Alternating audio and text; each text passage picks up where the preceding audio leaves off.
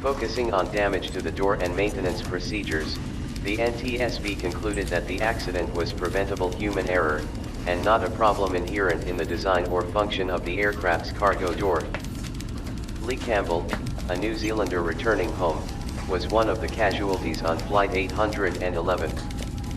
After his death, his parents Kevin and Susan Campbell investigated the cause using documents obtained from the NTSB. The Campbells' investigation led them to conclude that the cause of the accident was not human error, but rather the combination of an electrical problem and an inadequate design of the aircraft's cargo door latching mechanism. They later presented their theory to the safety board.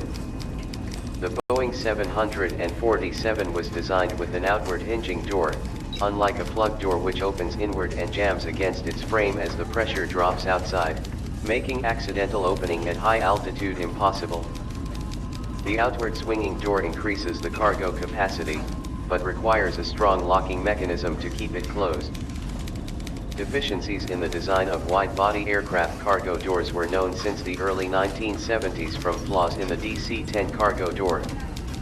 These problems were not fully addressed by the aircraft industry or the NTSB, despite the warnings and deaths from the DC-10 accidents and attempts by Boeing to solve the problems in the 1970s.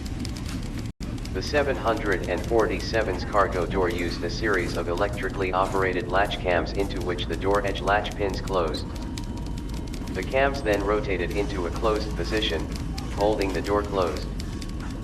A series of L-shaped arms, called locking sectors, were actuated by the final manual moving of a lever to close the door.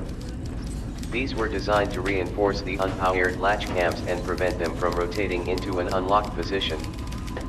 The locking sectors were made out of aluminum, and they were too thin to be able to keep the latch cams from moving into the unlocked position against the power of the door motors.